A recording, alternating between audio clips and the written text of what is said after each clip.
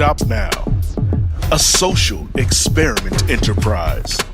Hi, and welcome to Stop Now. I'm Nate, and we are back for another exciting episode of the program. Hope everybody is doing well out there.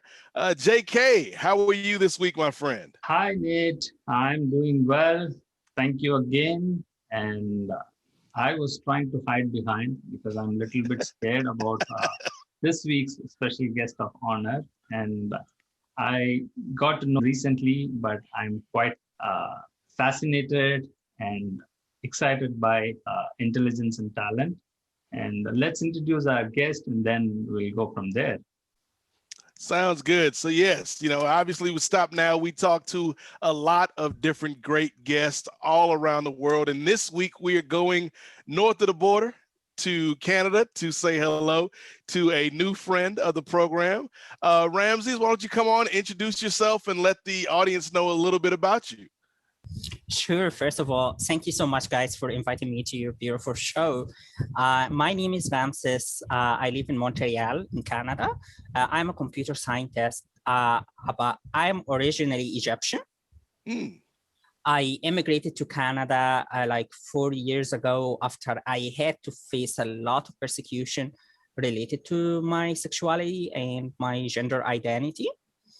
And then when I moved here to Canada, I can tell you that my life really changed a lot to the better. So I hope we can today, maybe we might talk about this kind of persecution and discrimination against minorities and how it really affects all of us. I think that's a great way to kind of get into our conversation this week because, you can just look in the news and over the last week, whether you're talking about what's going on in the Middle East right now, or whether you're talking about Asian Americans being discriminated against here in America, of course, Black Lives Matter is a movement that is still going on. This week we had another video come out from a young Black man that was killed by the police a couple of years ago. And so I feel like one of the interesting things about this pandemic is that as much as we've all had to socially distance, I feel like in some ways it's brought us together because we're seeing that we all kind of go through these things, whether you're talking about racial discrimination or religious persecution, or, like you're saying, when we talk about, sexuality or gender identity, like there's a lot of things that people are going through. And I think the fact that we just kind of had to take a pause during this pandemic has allowed a lot of these issues to come to the forefront. Exactly, Anit. I really agree with that. It gave us like a pause, just to understand the problems that we have been facing when we're very too much socially connected to a way that we forgot about the kind of harm that we cause to each other because of this kind of stuff. Yeah. Absolutely. And so I think before we go further, Ramses, I want to take a step back. And, you mentioned your story and moving to Canada. So could you kind of get into that a little bit about your journey from Egypt to Montreal? Yeah, definitely. So after I managed to get my exemption from Egyptian military, which is a main persecutor in the story, I got my passport, and one of my friends was doing a master's in Simon Fraser University in Vancouver. And he convinced me that life here is very different, and LGBT people here are respected just like anyone. They are not different from other people. They are just humans, and this is how Canada works. But I never believed him. Okay, yeah, I was like, never. I have seen a lot. However, he taught me that at least I need to try. So I gave it a try, and I got myself a PhD scholarship at Simon Fraser with his doctor. So the plan was actually to go to Vancouver and do my PhD in computer science at Simon Fraser University. So when I got the scholarship, I applied for visa. And then before traveling, I contacted an LGBT group in Vancouver. And I asked them whether they can help me seek asylum, okay, and whether they can provide a lawyer and, you know, provide assistance in the process. And surprisingly, they replied and they told me that they can help me once I am in land. So when I landed in Vancouver, the same day, I went to my hotel, left my luggage right there, and then took the bus to the LGBT community in Davis Street in Vancouver. And I started talking to them about my intentions to seek asylum. And they provided me with a lawyer and explained the whole process to me. And I went through the process, and in the end, I got protection without a hearing. They considered, so the court considered the case as very obvious, very clear, and at the same time very urgent, you know. So they provided me with protection very quickly. And then after I got my protected person status, I applied for permanent residence, and now I'm permanent resident here in Canada. That is awesome. I think I've got so many questions. I think where I want to start is when you were talking about reaching out to community. And how important is that? You know, obviously, you know, being a Black man in America, community is very important, and there is strength in community. There is support in community.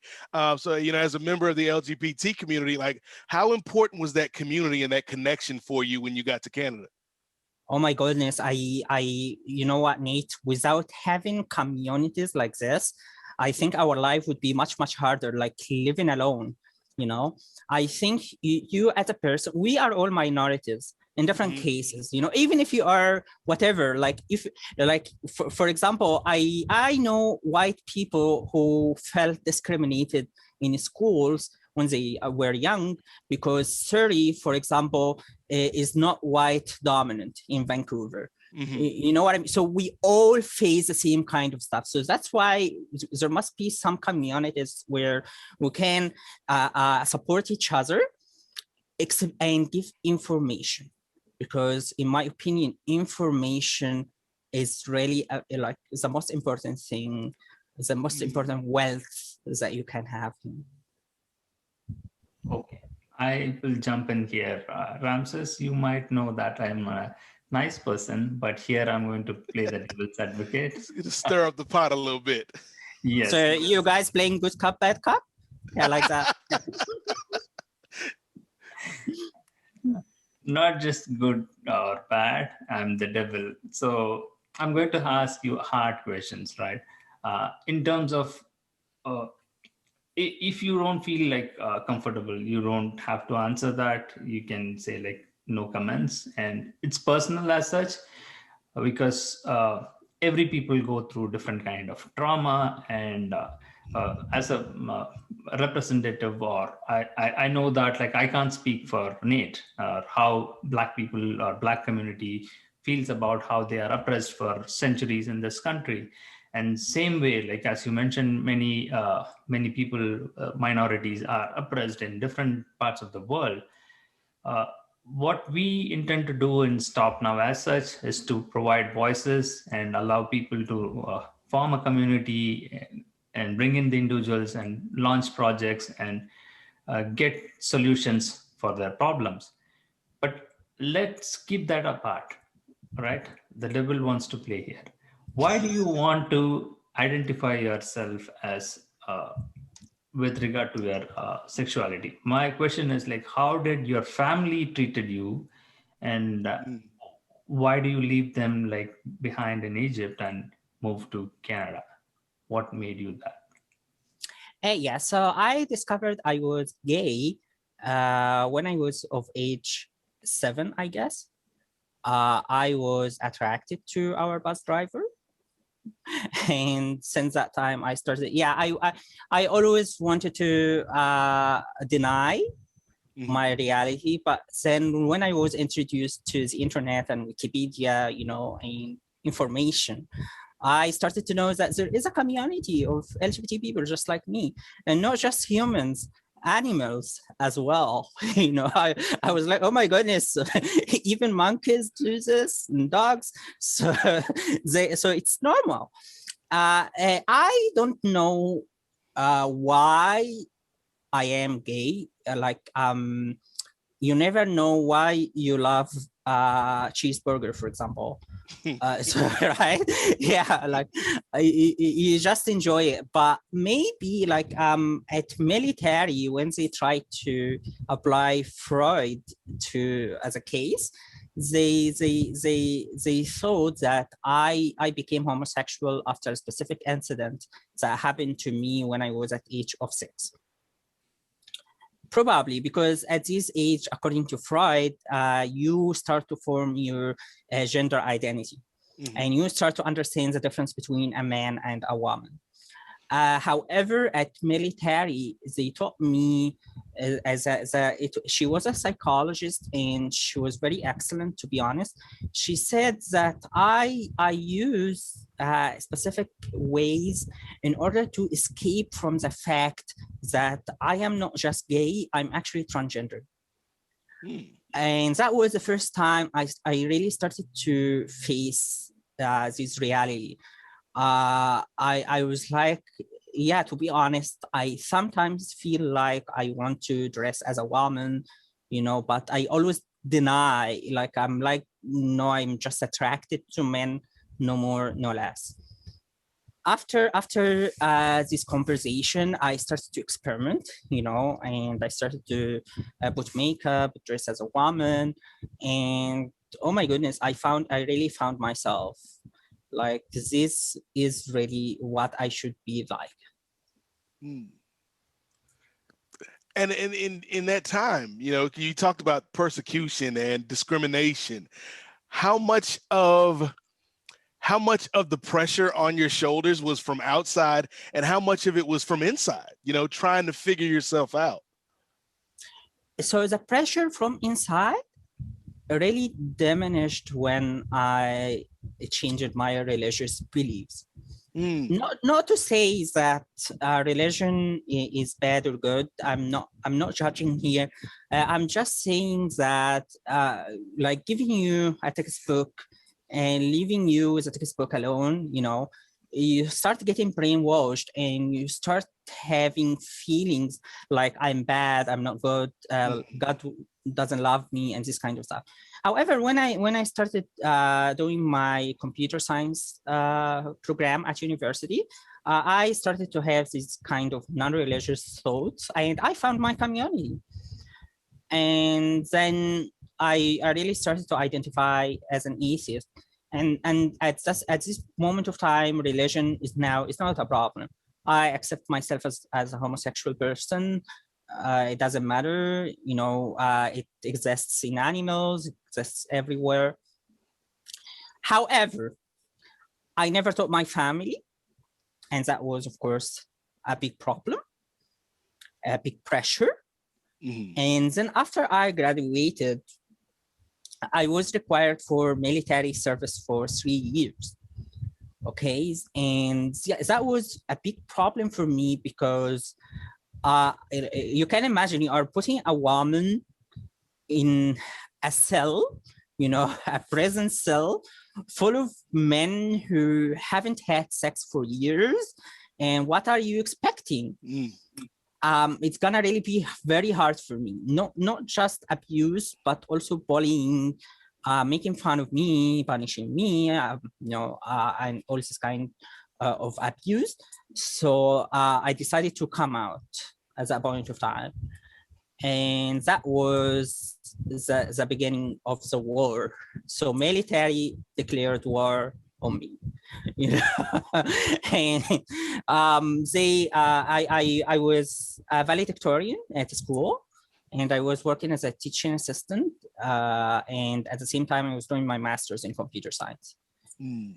They sent a letter to, actually multiple letters to Alexandria University, forcing them to kick me out. So I lost my job. At the same time, they also... Sorry, Francis. So no, who sent the letter to kick you out? Well, so military, when they knew that I was gay, Oh. they used their force. They have some kind of privilege in Egypt. They used their force in order to, they actually sent multiple letters to university, and they called them. And my professors told me what exactly happened, because I was a valedictorian. I was working with them. I was working with my professors. So they support me, but they cannot, they cannot say it out of loud because they have children, they have families, and they, it's again. So I have to do all the fight by myself. So let me ask you that. Like, so till then, like you are like acting like a male, is that right? For your community? Yeah, yes and no. So until that, up to that time, I didn't know that I'm transgender, but some people at school knew that I was homosexual. Mm. Some people accepted, some people did not. Bodily, you are a male, right? So is that what you're saying? Yeah, during that time, if you look at me, you look at a typical male. Yes, as a boy. Okay. So what about your parents? Like, how did they take this thing when you said? So military, when I came out to military, they called my father and they told him, your son is a fag. Wow. Exactly that same word. And they started to threaten him with words like, your son has to stop claiming that he is a faggot, because we are gonna, he is gonna be recruited anyways, blah, blah, blah. However, I didn't stop. And I escaped house, but my father managed to convince me that he supported me. And my brother supported me as well. And they managed to help me return back to home.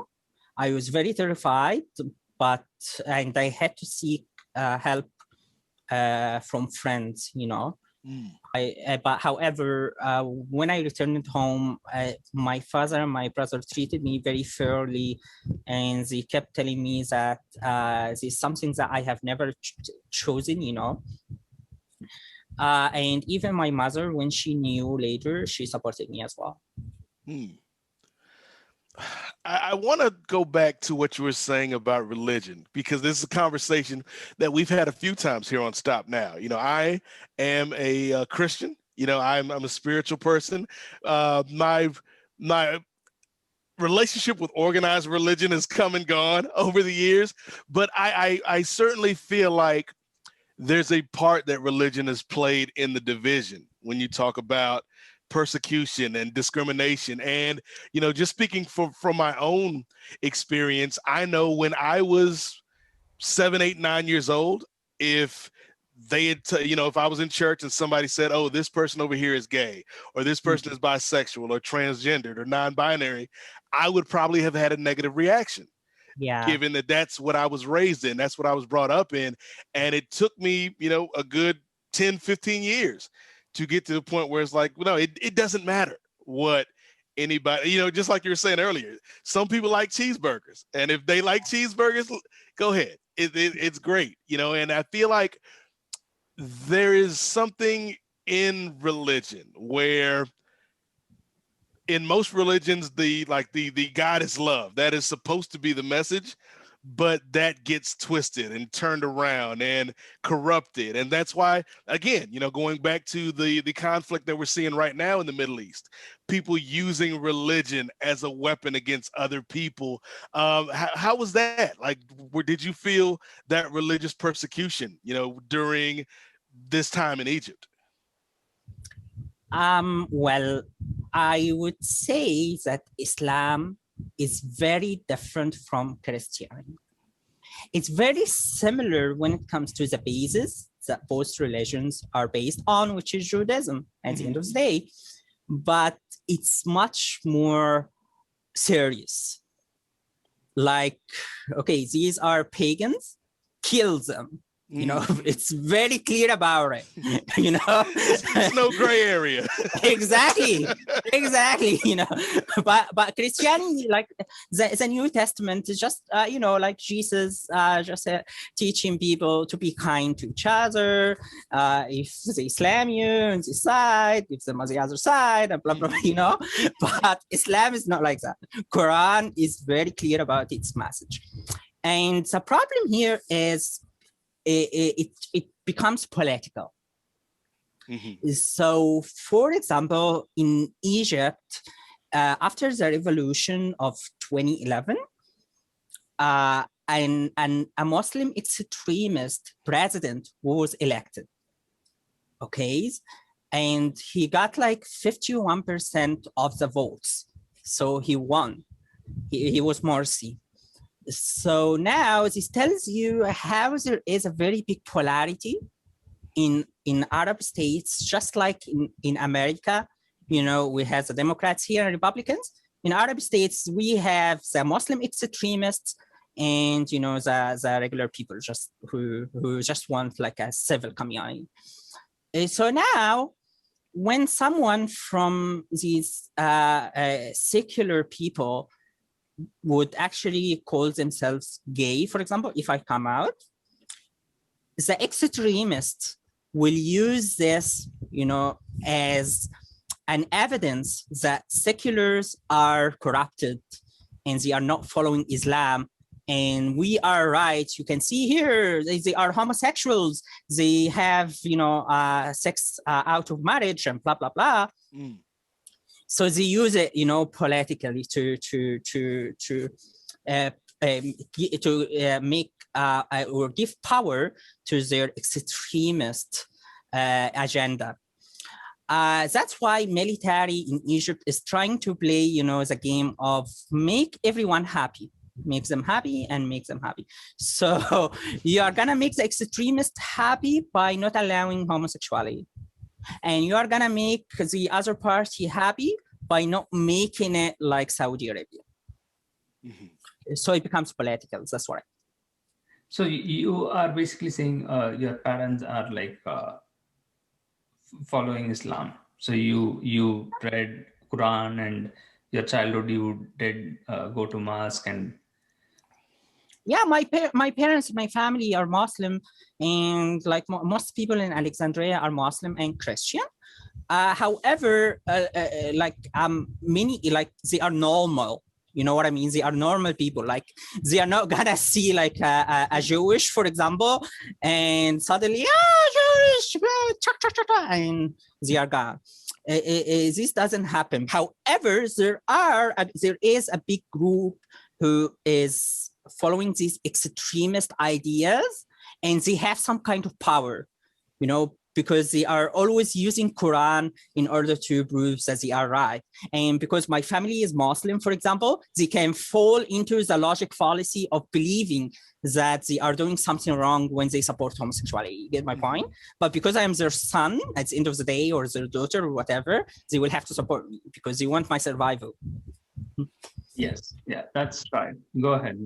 I was just going to say, that's just like, you know, going to Christianity, where so many in the evangelical right are anti-LGBTQ. But if you look in the Bible, like, yes, there are verses that speak to it, but the overwhelming majority of this book that these people say they believe is about love and about loving your neighbor as yourself. And they forget that part of the book because we want to focus on these one or two lines that we can use against a gay person or a non-binary person. And so I think the one thing that I do feel like is changing for the better, and it's maybe taken a while, but we've seen over the last 5 years, maybe a bit of an attitude change.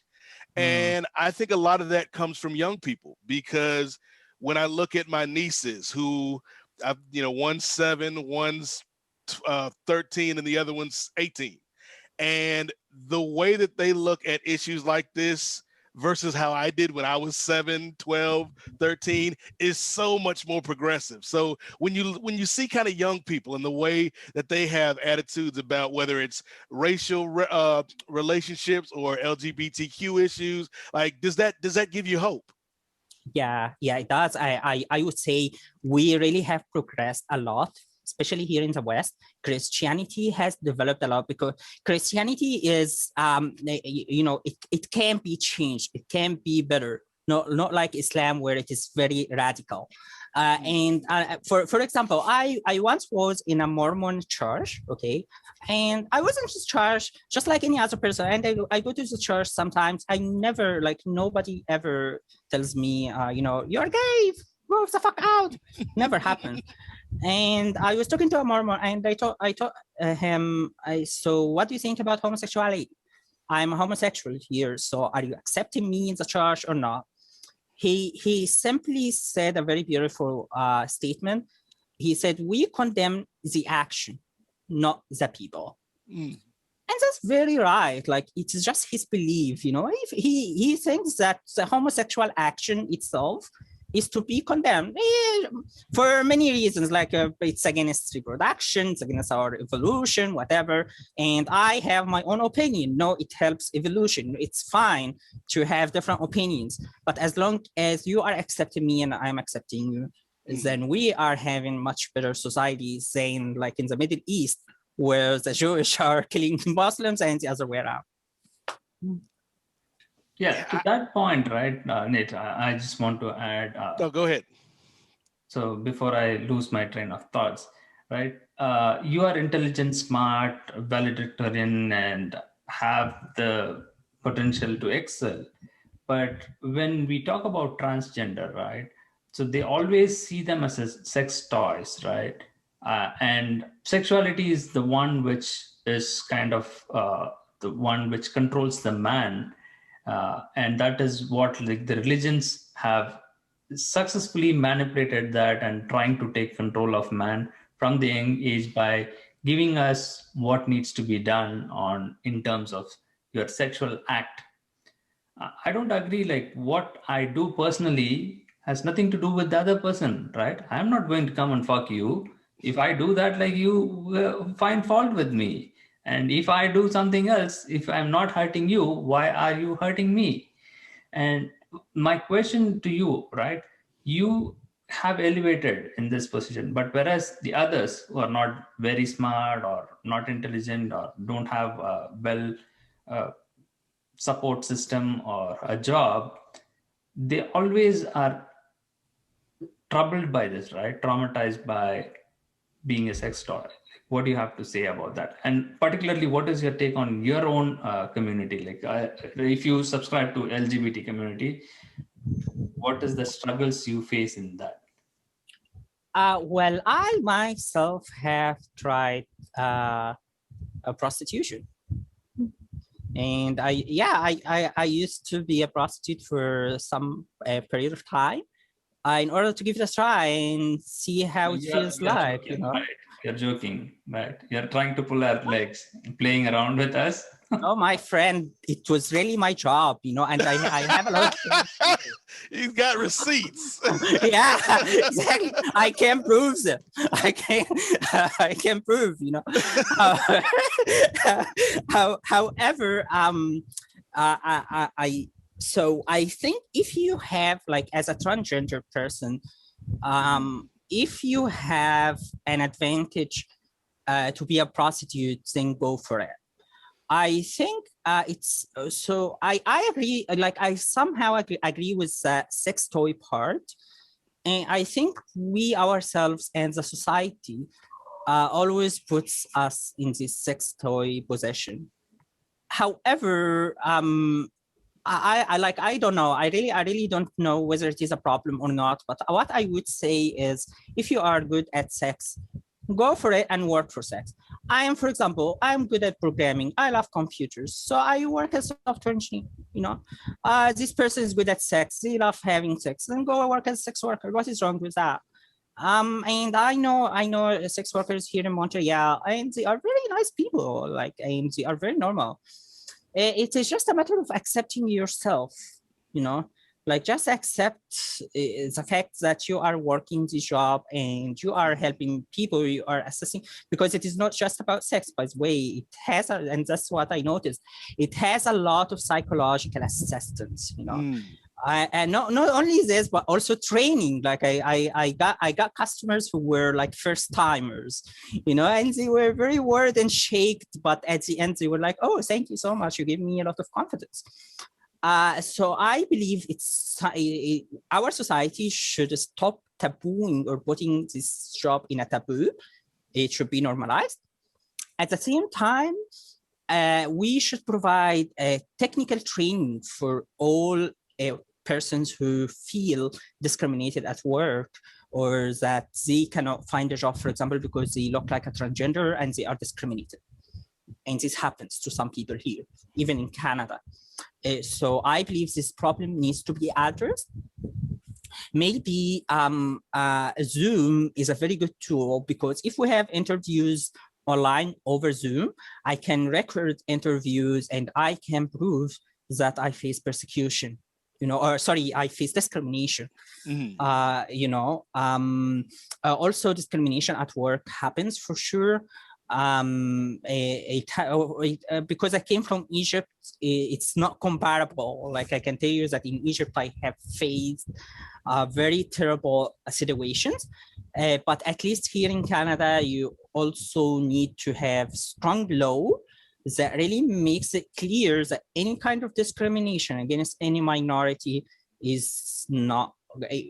Discrimination always comes from the people who have power. Yep. Like the manager, you know, so the law should address these people. It is not about employee versus employee. It is about person who has power versus a vulnerable person. And that's the way that a lot of times the person in power will keep power. If I can put this black guy against this white lady, or put this Asian man against this Mexican guy, or put this Christian guy against this gay guy, like if I can get them to argue amongst themselves, nobody's paying attention to what I'm doing at the top. And I feel like, again, going back to the pandemic, I feel like this pause that we've had for a year has kind of allowed people to see that. Like, it's not me versus you, it's us versus the system. Exactly, yeah. So what would Ramsey today say to teenage Ramses or 10-year-old Ramses? Like, what's the advice that, because I know we've probably got some viewers that might be LGBTQ or non-binary and maybe in the position you were in back then. What advice would you give to your younger self, and by extension somebody watching? I would tell the other Ramses that you are strong. You just didn't know that. I never thought that I would be able to solve my problems. But guess what? They are now, you have managed to overcome a lot of obstacles. Okay, so now at age of 28, I am very happy to have more and more obstacles. I want more and more, you know, problems to solve. But at the same time, I would tell all teenagers to believe in themselves. You don't know what you have. Okay, you will discover when you become 18, you know, and your father and your lovely mother, now you become independent, you know, from them. You will discover your real power. You will know that you can face society, and you will learn a lot. Yeah, I think, not that we had the same situation, but looking back at me when I was younger, I think, like, yes, you don't know how strong you are. You don't know what you're going to be able to endure and succeed and overcome. And another thing I would say to, you know, anybody that's young out there watching is that, and it's something that you brought up at the beginning, you know, you're not alone. Like there's community out there, and, you know, you just have to look for them because they're there. Exactly, Nate. Yeah. I don't know if we can put this part recorded. I don't want to. You look like a 16 to 18-year-old boy, right? A white boy. for me, and your voice looks feminine. I accept that. I Um, still can't believe that like you are almost going to reach the 30s, and that's wonderful. Nice, like I thought this honestly. I thought the same thing. You said 28. I was like, 28. I got you look great for 28. Because I'm thinking, yeah, like this is a kid we're talking to. I would say, age doesn't matter. It's actually about what life teaches you, experiences. Mm. And honestly speaking, it was only when I became independent, I started to learn a lot from life. And when I was 23, I told my family, okay, this is enough. You supported me a lot. You gave me everything. So I'm going to travel to Cairo and I'm going to live there alone. And I did that, and it really like I learned a lot, and this helped me, of course, move to Canada and live alone by myself. Mm. that's wonderful. I mean, not to pick on that, right? You might have heard this. Richard Dawkins' tweet has been manipulated, and they just took the honor, like they gave him in '96 for being the Humanist Association Award, something like that, right? What he mentioned was like some people try to play with this, right? Even kids, they don't know whether they are transgender or not. They just want to support the LGBT community, those who come as a les or a gay. They themselves say like I'm gay without even knowing that. So that is one part. And the other part on the tweet he mentioned was like some people acting as a thing or whatever it is, manipulating it and misusing that. So we need to be examine, or I don't want to go into those details. So for that, like, how do you see? So do you see that kind of thing happening in there, like people trying to manipulate this, or is it like everybody is true and honest in this and they don't exploit this? So we talk about the importance of communities, but also we need to say that the main problem in communities is they become their worst enemy themselves. Like you become your worst enemy yourself, So I think some LGBT people just want to control all the other community and, judge this is a true gay, but this is not a true gay, This is okay. It doesn't work like that. There is a very basic rule, like this should be taught in schools, in my opinion. And we had like a sex education proposal here in Canada, but it was rejected by the conservative government in Ontario. Now it is conservative. Now they have Ford. So so the proposal was to have sex education from grade 1 to grade 12. And I think one of the things that people need to learn, our children need to learn, is that identity, the word identity, it comes from ideo, the Latin word ideo, which means self, myself. So it is something that I myself I would define identity as how I want other people to see me. It is not about whether I am really attracted to gay people or not, but I want people to see me as a gay person. So this is the meaning of identity. It is something that makes you feel special in society, in the whole world, your identity. So we have sexual identity and gender identity, okay? Sexual identity is how you want people to see you in terms of your sexual preferences. Why this is important? Because I don't want to be sitting in the metro or in a bus and the woman next to me touches my leg, for example. This is my worst nightmare. I can tell you, like, I can cut my organs if this happens. But at the same thing for straight people, they don't want to be perceived as attracted to other men because they are not really attracted. Same thing with bisexuals, for example, and so on. And for gender identity, it's very clear. So it's about how you want the society to perceive you in terms of your gender. Mhm. Why this is important? Because it has a very big social role. You know, there are differences between genders. And I'm not talking about two genders here. I'm talking about any kind of genders you can think about.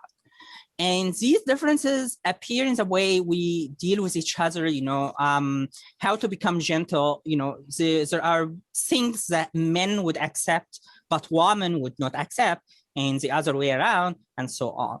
So it's more about the social contract between me and you. And saying that, I would actually ask everyone, whether they are LGBT or not, to respect the identity of other people. Mm. And I feel like that is something that is, we can kind of already see it start to happen, and people starting to become more aware of this. Yeah. I still think that it kind of ties back to what you were saying earlier in education and information. That's the key, because, I know some older people in my community that I know, like, there's not a racist or homophobic bone in their body, but they do get confused, when we're talking about non-binary and gender identity. Like, they can't get it because they've never had to deal with it. So I do think there's some education that needs to happen in general, because a lot of times people get hung up on the words. Yeah. And they're not thinking about the people. Exactly. Yeah, I couldn't agree more. I agree. It's a matter of awareness. And our curricula must have sex ed. Don't worry, you are not gonna teach your kid how to have sex with his other, colleague inside the class. It's not about this. It's about awareness, like what Nate mentioned, terminologies. Many people get confused, and I know, like, many people when they start to talk to me, they express their inconfidence, by saying things like, I am sorry, I'm not really so experienced in LGBT affairs, so I don't know how to address you. It is not affairs, it is not really a complicated thing. It's just some little information will help all people. Absolutely. So that is wonderful, right? I mean, what you said right now, the point is the male who are confused with you, or is the females who are confused with you more? Which gender is like kind of troubling you on that in identifying? Well, females, like from my experience, females are not really confused. Actually, they are happy. Like they become very happy when they find, like a man or a male who is compatible with them, who they can sit with them without being sexually, abused or something. Yeah, like a neutral male. But for men, they are like, I want to fuck, but I don't know how to approach, so they this is kind of, yeah. But at the end of the day, like all people, whether they are male or female or whatever, the people on the street are not harmful. They are not, like, sometimes I have to face some bad, situation. Some silly people who say silly stuff, but most of the people are very welcoming, very supportive. Some people just call me on the street, hey, madam, you look so nice. I like your style. I like your hair color, blah, blah, blah. Some people will be like, what the fuck, man? And I have seen that. What the fuck, man? You are a man. Why are you dressed like a fag? And this kind, of things. But here in Canada, it's much easier than Egypt, where they will run behind me and, like slam me and punish me, and sometimes sexually, sorry for the word, but sexually harass me as well in the street. Oh, yeah, that's the part, like, I wanted to ask, like, even for Nate, right? Nate mentioned that if you can refer me as black, that's fine with us. Some people feel that as an offensive. They say, like, African American. and also Mm, like the word itself. I don't want to say that like N word on the thing. That became a stigma, right? Mm. Like older generation, if we talk back in Indian subcontinent as well, like they don't say like black people, right? They immediately say like the N word, like my parents and forefathers, like they always say that. For them, yeah. it's not offensive. That is a term they refer to identify. So my question to you is like, what is the word that hurts you? Like if they call you faggot, it hurts you, or if they say like gay, are you okay with that? What is there like on the playing field? Like I know like if somebody grabs physically, that is a very very offensive thing to do, but in terms of words. Yeah, so I'm not a hypocrite, to be honest. Words are words, etymology is etymology. But we are humans, we are not machines. So I would never run to a dark-skinned person and say, hey, you are black, blah, blah, blah. Of course, it's very offensive, in my opinion. Okay. Second, I would Especially not if you have that whip in your hand. Like it's not gonna go exactly. well. Yeah, exactly. I have never felt that the word faggot is a problem at all. For me, I was for example, the examples that I have given, the guy who said, "What's a fag man? You are a man. You shouldn't be dressed, like a fag." So I got angry because you are a man. No, I'm not a man. Okay, fuck you, and go fuck yourself. Thank you so much for reminding me of my sex, but my gender is for myself. So that's the things that might offend me is not when someone does not acknowledge my gender identity, like insists that I'm a man. I remember one guy, for example, pointed to, sorry for the word, but pointed to his penis and told me that as long as you have this, you are a man. However, my friends were around and they stopped him and they fucked him in the ass. So yeah, I would say this is very offensive to me and to many people.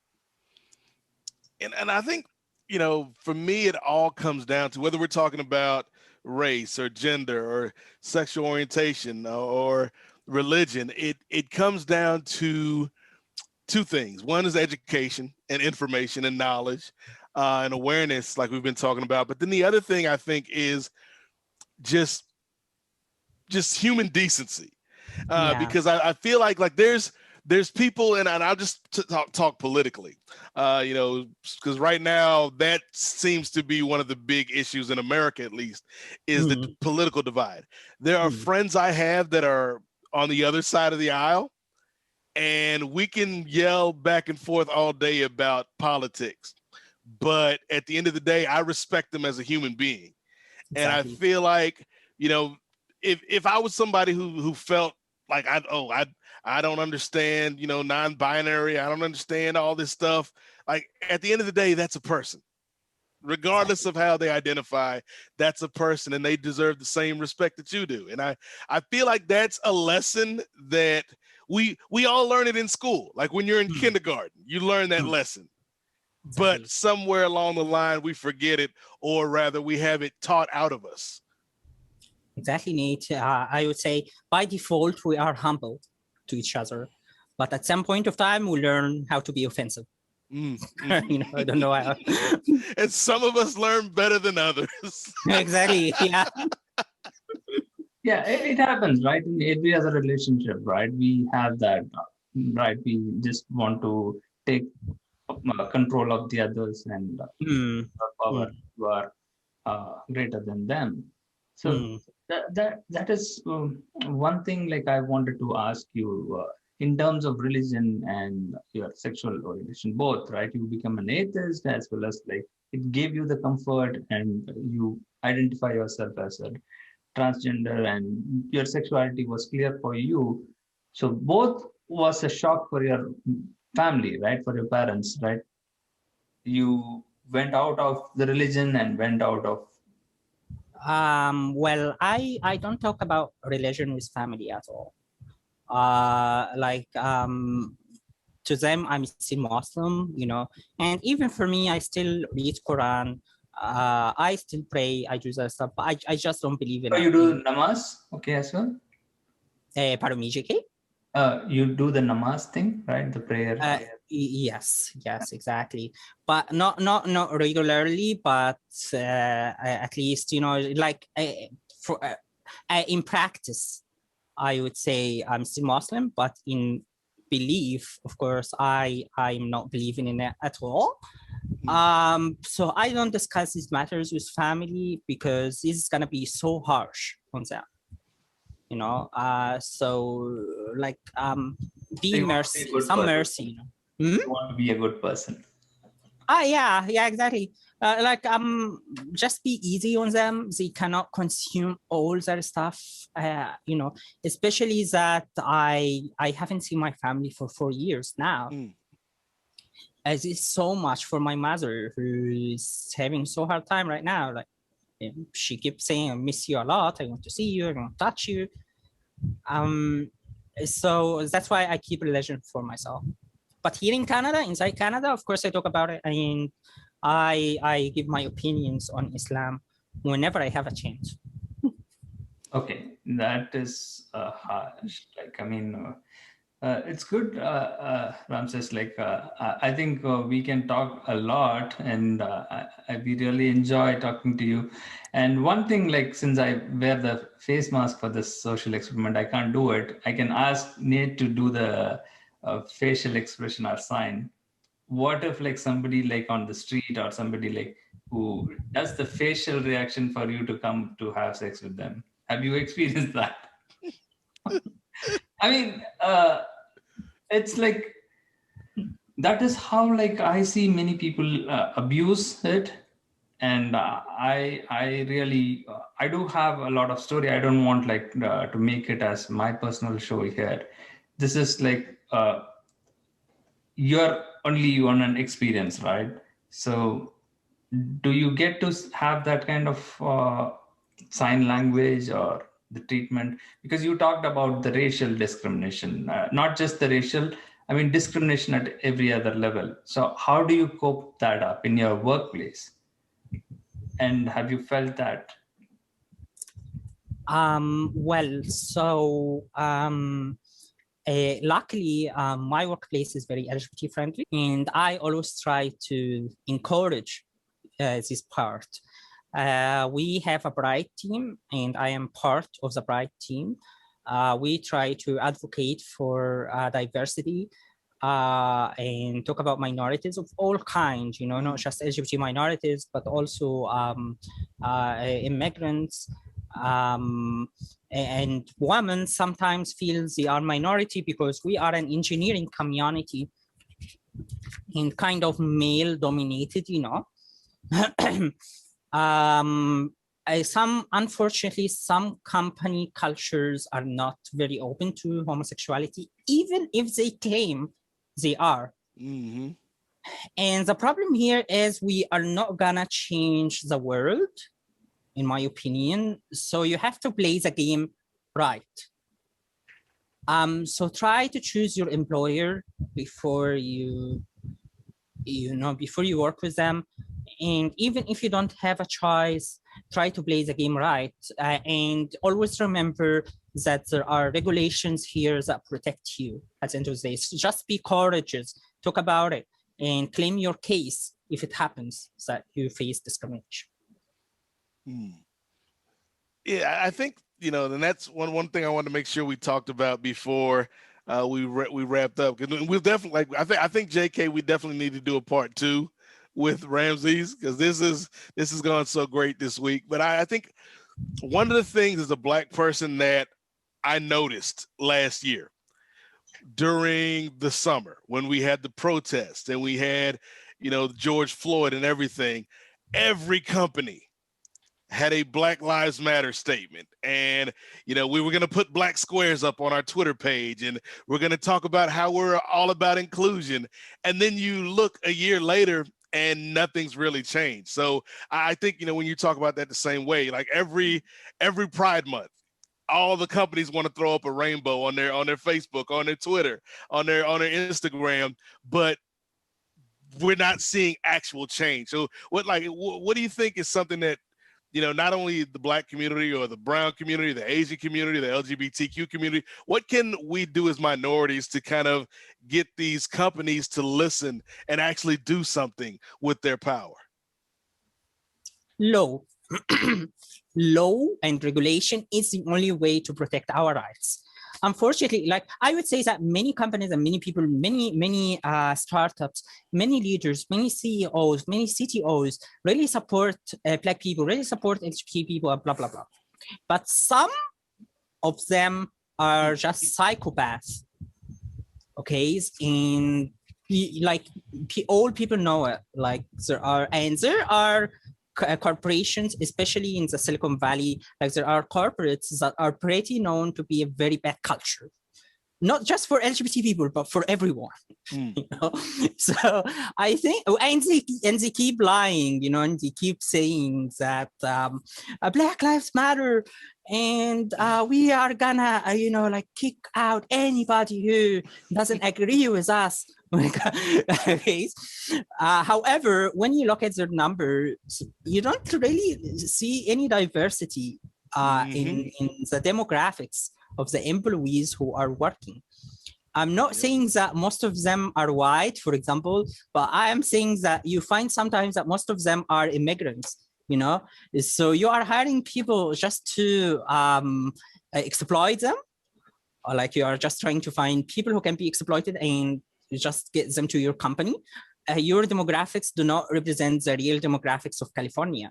So there is a problem. You cannot now claim that Black Lives Matter, like solve your problems first. So I believe that we must have a very strong law that forces all corporates to not make hiring decisions based on any kind of racial or sexual or whatever characteristics. For my point, like you hire a person just because they know how to do the job pretty well. I'm not asking for an engineering company where you have 50% women, 50% men. I'm not asking for that. We know for sure that most engineering people are male, you know, but at the same time, we should see this statistic reflected in companies. You shouldn't hire women because you want to have a number, right? And this is only achieved by law, in my opinion.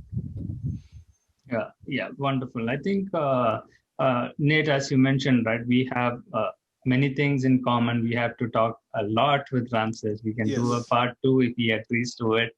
And also one question I just want to ask before, maybe Ramses, you can answer that in the part 2. My thought comes on in this, like not just the religion part, that's a bigger topic, but in terms of people who do medical surgery kind of thing, right? For people who want to, as you mentioned, that they refer to your sexual part and say, as long as you have that, you are this gender. So some people even go to the extreme to make them like as a female as such, right? What do you have to say those things, right? Medically, how does that happens? Have you ever thought of those things? So for the surgery, some people just feel like they want to be a female, you know. Now it is not about gender, it's about sex. They want to really feel that their sex is not related to male by any means. And that's why this surgery is very important to their psychology. In my opinion, their psychological health depend on it. Many people feel pretty good after surgery. Of course, not after surgery. I don't mean the day after surgery, but over time, they start to realize that they have done something that really helped them be happy about themselves and their body. Some others, of course, do not feel very good for many different reasons. In my opinion, the surgery is not easy. It's not really easy, and it takes a lot. And if it's your doctor, like talk to your doctor, and your doctor will be able to help you and let you know whether you need the surgery or not. Talk to the communities, talk to people who did surgery. The surgery, in the end, the results are very beautiful. Like you get a vagina that looks really like a real vagina.